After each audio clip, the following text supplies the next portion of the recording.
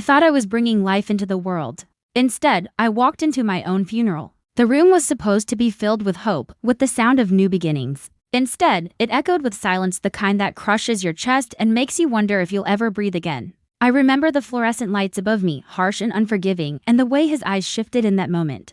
Eyes that once promised me forever, now refusing to meet mine. Everything changed the moment he switched sides. I can still feel the sting of betrayal. Sharper than any contraction. Deeper than any wound. He wasn't supposed to leave me there, not when I was at my most vulnerable. Not when I was fighting to bring our child into the world. But he did. He turned his back, and with that single movement, he erased every promise. Every whispered vow, every dream we had built together. You might think I'm exaggerating, that I'm dramatizing what happened, but no, if anything, I'm holding back, because the full truth is darker than you can imagine, and I'll tell you everything, but not yet. That moment in the delivery room wasn't just about pain. It was about revelation. It was the instant I realized that the man I trusted, the man I believed in, had been playing a game I didn't even know existed. He wasn't mine anymore. He belonged to them. And I was left alone, stripped of dignity, stripped of love, stripped of the family he swore we would build together. I remember the coldness in his voice when he spoke, though I won't repeat his words now, not yet.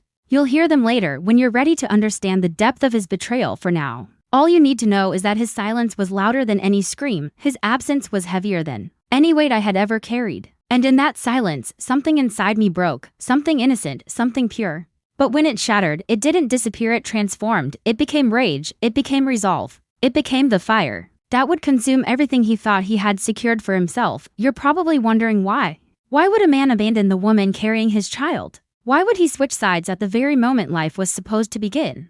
The answer isn't simple. It's layered with lies, with secrets, with betrayals that stretch far beyond that sterile hospital room. And I promise you, by the time I'm done, you'll see every piece of the puzzle. But let me warn you, once you know the truth, you won't be able to forget it. You'll carry it with you, the way I carry it still. That night, I realized something I had never wanted to admit. Love can be the sharpest weapon, and trust can be the deadliest trap. He set both against me, and I fell right into his snare. This is not just a story about betrayal. It's a confession, it's a reckoning, and it's the beginning of a revenge that was born in blood, silence, and broken promises. I'll take you back to where it all started. To the days when I believed in him, when I believed in us. To the moments before the cracks appeared, before the lies surfaced, before the delivery room became my grave. You'll understand how I got here. You'll understand why I had no choice but to burn everything down. Because everything changed the moment he switched sides. And nothing would ever be the same again. My name is Elena and I am 28 years old. That's the only time I'll say it. Because names and ages are just labels. And labels don't capture the truth of who we are or who we become. When everything we thought we knew collapses, back then, I believed in simple things. I believed in mornings that began with sunlight spilling across the kitchen table. In evenings wrapped in quiet laughter, in the kind of love that felt unshakable. My life was ordinary, maybe even boring to some, but to me it was perfect. I had a man who looked at me like I was his future, and I believed him, I trusted him. I remember the way he used to hold my hand when we walked through the park. His thumb brushing against mine like a secret promise. I remember the way he whispered late at night, telling me that we were building something together, something that would last. I clung to those words because they felt like anchors in a world that often felt uncertain. I wasn't naive, or at least I didn't think I was. I knew relationships took work. I knew people weren't perfect. But I thought we were strong enough to weather anything. I thought love was enough. Looking back, I see how blind I was. How willingly I ignored the shadows that flickered at the edges of our happiness.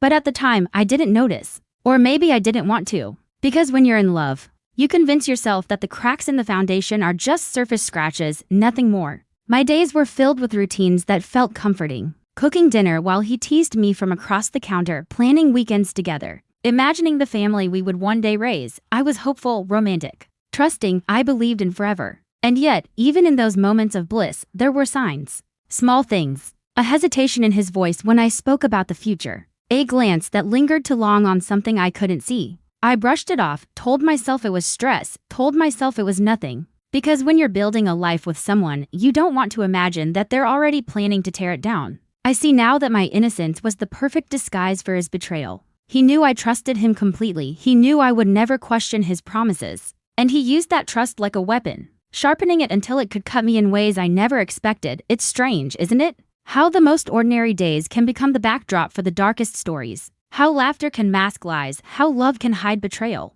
I thought I was living in a fairy tale. In reality, I was walking straight into a nightmare. I tell you this because I want you to understand the contrast. I want you to see the light before the darkness, the innocence before the corruption. Because only then will you grasp the depth of what happened, the cruelty of what he did. If only I had known what he was planning while I carried his child. He used to tell me that we were building something sacred.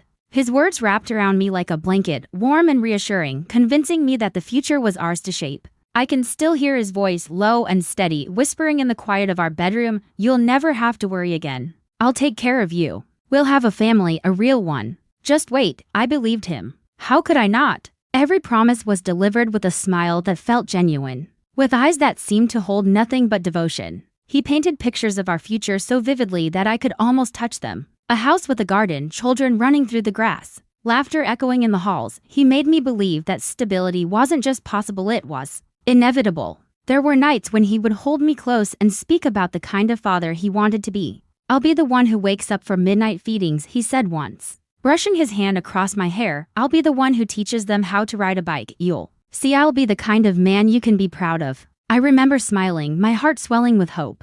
I wanted to believe that love could be that simple, that promises could be that pure. And for a while, I did. But even then, there were moments that didn't quite fit. Times when his words felt rehearsed, too polished, as if he knew exactly what I needed to hear. He had a way of turning every doubt into reassurance, every hesitation into certainty. If I asked about money, he'd laugh and say, "Don't worry, I've got it all planned."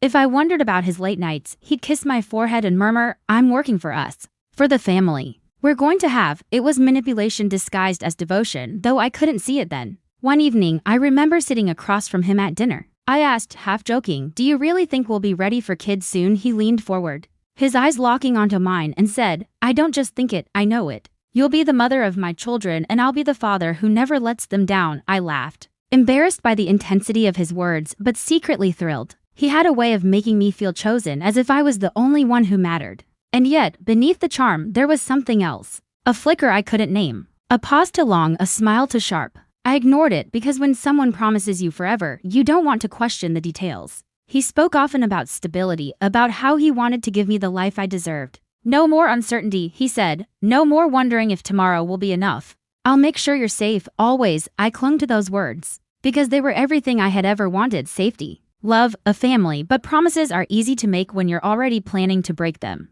It started small, so small I almost convinced myself it wasn't happening. A late night here, an unanswered call there. He used to rush home to me, eager to share the details of his day. But suddenly his evenings stretched longer, his explanations thinner. "Work ran late," he'd say, dropping his keys on the counter with a sigh. His smile didn't reach his eyes anymore. And when I pressed, he'd kiss my forehead and murmur, "Don't worry, it's all for us."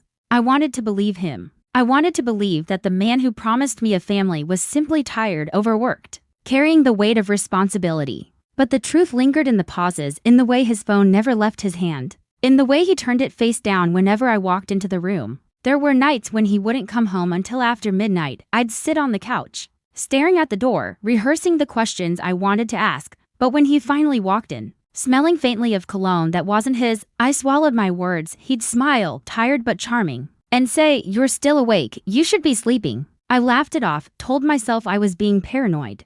But paranoia has a way of whispering truths you don't want to hear. One evening, I found a receipt tucked into his jacket pocket. A dinner for two at a restaurant we had never been to together. My heart raced, but when I asked, he chuckled. It was a client. "You know how these things go." His tone was casual, dismissive, but his eyes flickered just for a moment. I told myself it was nothing. I told myself he was working hard for us, for the family we were going to have. But deep down, a seed of doubt had been planted and it was growing. The absences became more frequent. He stopped asking about my day, stopped noticing the little things. I'd cook his favorite meal and he'd barely touch it. I'd dress up for him and he'd glance at me like I was a stranger. There was a night when I confronted him, my voice trembling. "Are you hiding something from me?" He looked at me, calm and collected, and said, "You're imagining things. You're tired. Don't let stress get to you." Stress. That was his answer to everything. But stress doesn't explain the way he flinched when I touched his arm. Stress doesn't explain the way he avoided my gaze when I spoke about our future. Stress doesn't explain the lies that slipped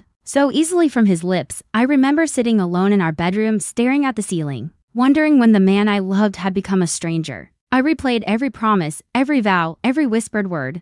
trying to reconcile them with the reality in front of me, and yet I stayed silent. Because silence felt safer than confrontation. Silence meant I could still pretend, at least for a little while, that everything was fine, but silence also meant I was complicit in my own betrayal. The cracks widened. He stopped holding my hand in public. He stopped calling me during the day. He stopped being present, even when he was sitting right beside me. I began to feel invisible, like a shadow in my own home. And the more invisible I felt, the more I clung to the idea of the family we were supposed to build. Because if I let go of that dream, what was left? One night, as I lay awake listening to the sound of his breathing, I realized something terrifying. I didn't know him anymore. The man beside me was a stranger wearing the mask of the man I loved. I wanted to scream, to demand answers, to tear the mask away, but instead, I whispered to myself, "It's just stress, it has to be stress." Because admitting the truth that he was betraying me was too painful to bear. I told myself it was stress, but deep down, I knew it was betrayal.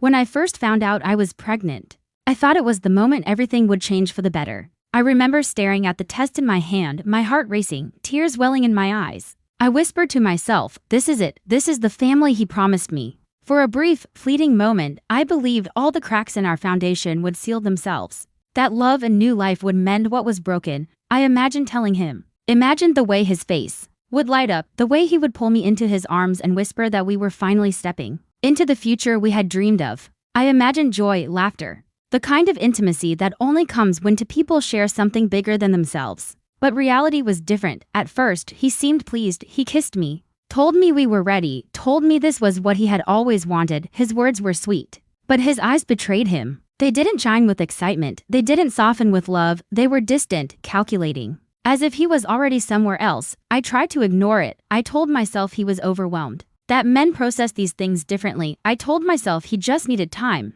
But as the weeks passed, his warmth faded. He grew colder, more detached. I would sit alone in the doctor's office, clutching the ultrasound photo, wishing he was beside me.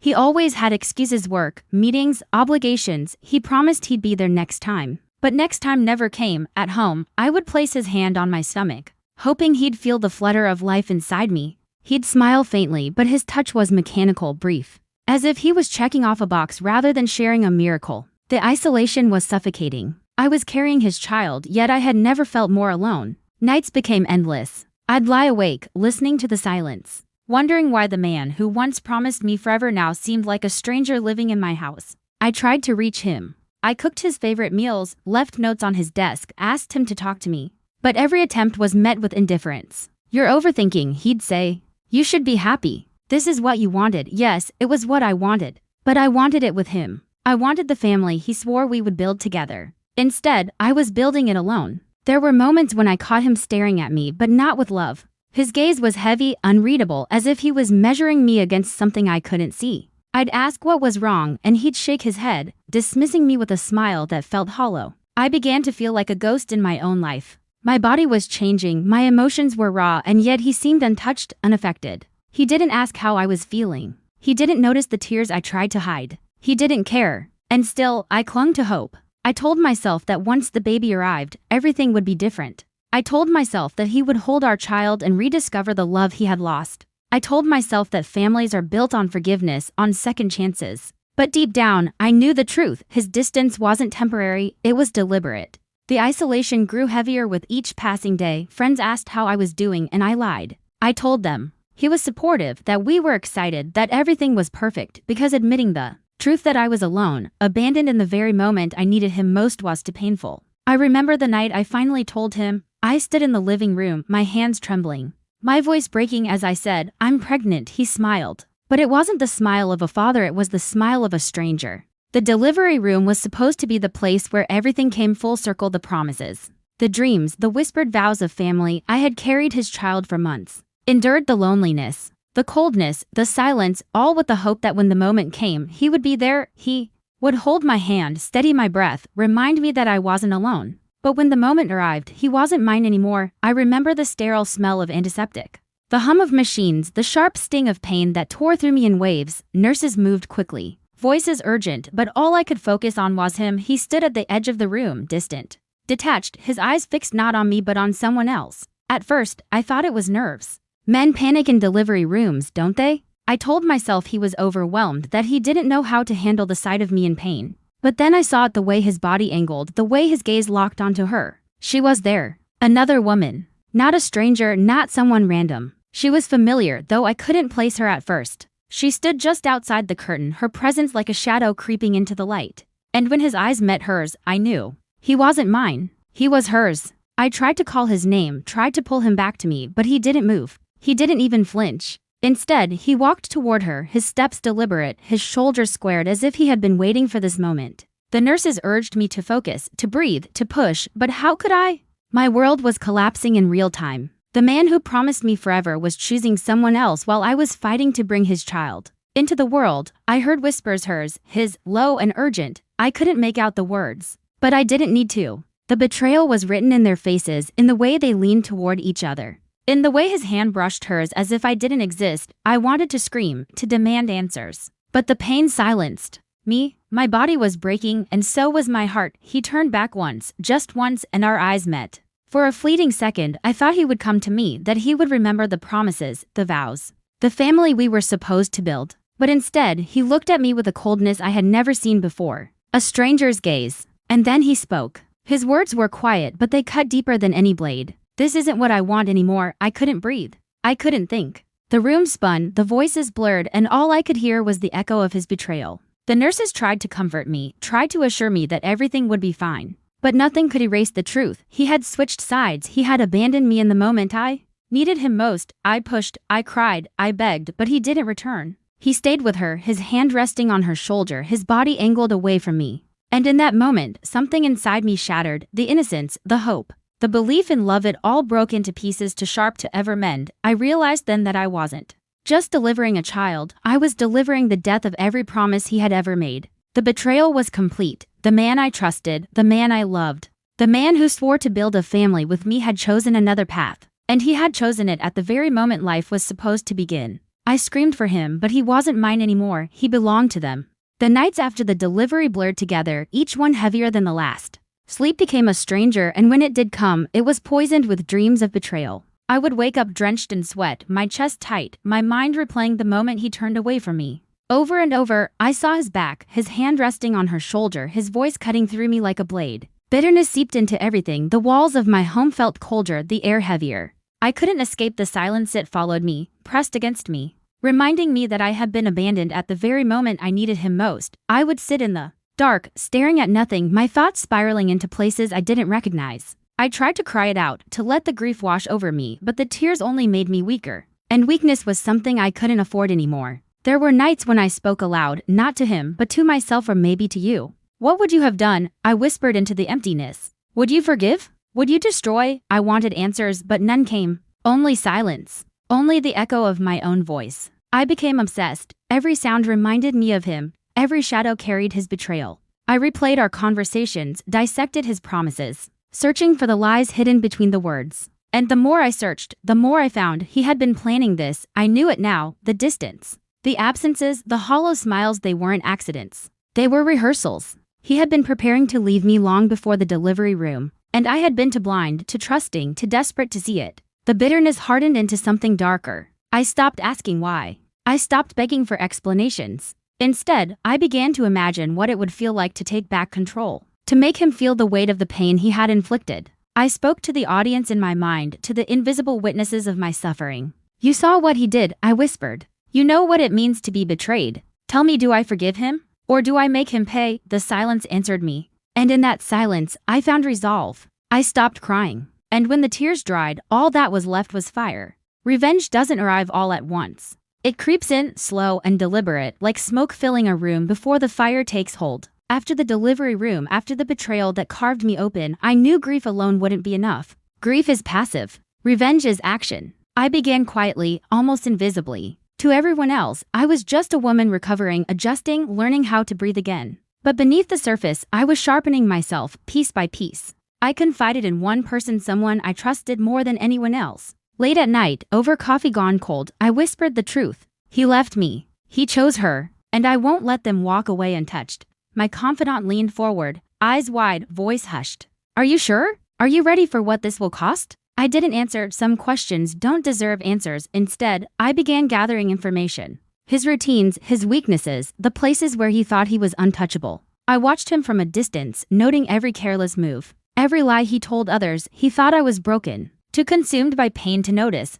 But pain sharpens the senses. Pain makes you see everything. There were nights when I rehearsed conversations in my head, imagining the moment I would confront him. I pictured his face, the shock in his eyes, the way his voice would falter. When he realized I wasn't the woman he abandoned, I was something else now. I teased myself with possibilities. Should I destroy his reputation? Should I dismantle his finances? Should I take away the very things he valued most? Each option glittered like a blade, waiting to be chosen. I spoke to my confidant again. He thinks he's safe, I said. He thinks betrayal has no consequences. But he's wrong. They hesitated, then asked, "What exactly are you going to do?" I smiled, but I didn't answer. Some truths are sweeter when withheld. Because here's the thing, revenge isn't just about the act, it's about the anticipation. The suspense, the slow tightening of the rope until the victim realizes it's too late. And I wanted him to feel every second of that tightening. I began making moves, small, calculated, invisible to him, a word here, a whisper there, a seed planted in the minds of people he trusted.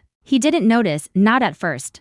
But soon, the cracks would widen, just as they had in our relationship. I kept my secrets close, even from you. Because part of revenge is the reveal, the moment when the curtain is pulled back and the truth is undeniable. And I want you to feel that moment as much as I do. I won't tell you yet how I planned it. You'll see soon enough.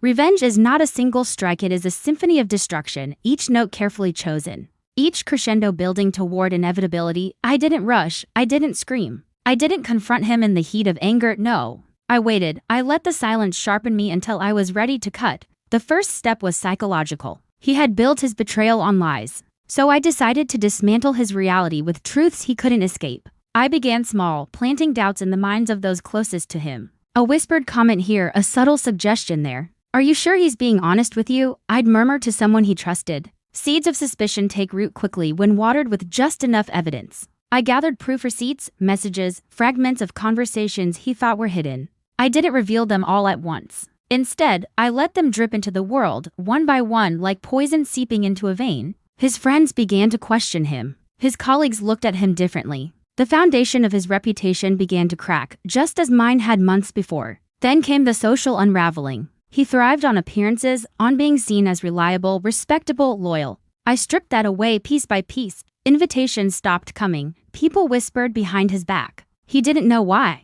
But I did. I was the architect of his isolation, the conductor of his downfall. Financial ruin followed. He had always prided himself on control, on stability. But control is fragile when someone knows where to strike. I learned his weaknesses, the debts he hid, the risks he took. With careful precision, I exposed them. Opportunities slipped through his fingers. Deals collapsed. Money drained faster than he could replace it. I didn't stop there. Physical reminders of his betrayal became part of my plan. I left traces, objects moved, notes slipped into places only he would find. I see you, one read. Another, you can't hide. He began to look over his shoulder, his confidence eroding. His nights restless, every act was deliberate. Every move calculated. I wanted him to feel what I had felt alone, abandoned, stripped of safety. I wanted him to wake each morning with dread, to wonder what would crumble next, and through it all, I spoke to you, my unseen audience. Would you forgive him? I asked in the quiet moments. Would you let him walk away untouched? You know the answer, you feel it as I do. Betrayal demands consequence. He thought he had won. He thought leaving me in that delivery room meant he had erased me, silenced me, broken me, but he was wrong. He thought he had won, but I was only getting started. Confrontations aren't born in a single moment, they simmer, they build. They wait for the perfect time to strike. Mine came when he least expected it. I had watched him unravel, piece by piece. As my plan took hold, his reputation fractured, his finances crumbled. His nights haunted by shadows only I could see. But still, he clung to arrogance, convinced that he could outlast me. Convinced that betrayal had no price. That night, I made sure he understood otherwise. We met in the place where it all began. Our home. The walls that once held laughter now echoed with tension. He walked in, weary, suspicious, his eyes darting like a man already hunted, and he was. Why are you doing this? He asked, his voice trembling though he tried to mask it with bravado. I looked at him, steady, unflinching, because you promised me a family, and then you destroyed it. He tried to laugh, but the sound was hollow. You're overreacting. Things change. People change. I stepped closer, my words sharp as glass. No, you changed sides. You abandoned me when I was bleeding. When I was fighting to bring your child into the world, you chose her, you chose them, and now, you'll understand what that choice costs. His face paled. For the first time, he realized I wasn't the woman he had left behind. I was something else now, something forged in betrayal, sharpened by rage. I revealed pieces of what I had done, each one cutting deeper than the last.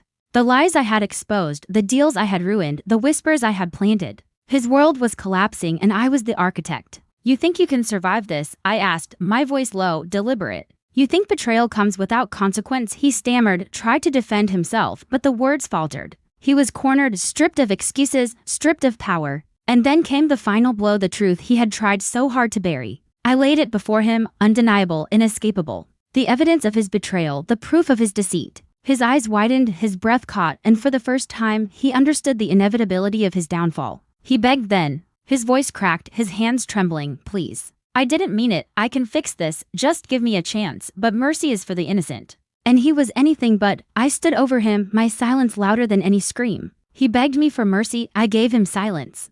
Revenge has a taste, sharp, metallic, intoxicating. For a while, it felt like victory. Watching him crumble, watching the lies unravel, watching the mask he wore shatter into pieces, it was everything I thought I wanted. But victory is never clean. It stains. It lingers. It takes more than it gives. In the quiet after the storm, I found myself alone again. Not abandoned this time, but emptied. The fire that had fueled me was gone, leaving only smoke and ash. I had won, yes, but at what cost? My sanity had been chipped away, night after night, plan after plan. I had lived inside the betrayal for so long that it became my identity. Every thought revolved around him, every breath carried the weight of what he had done. And when it was over, when he was broken, I realized I had broken myself too. Innocence was the first casualty. I could never go back to the woman who believed in promises, who believed in forever. That version of me died in the delivery room, and the one who rose from her ashes was colder, harder, unrecognizable. Peace was the second casualty. Revenge doesn't leave room for peace.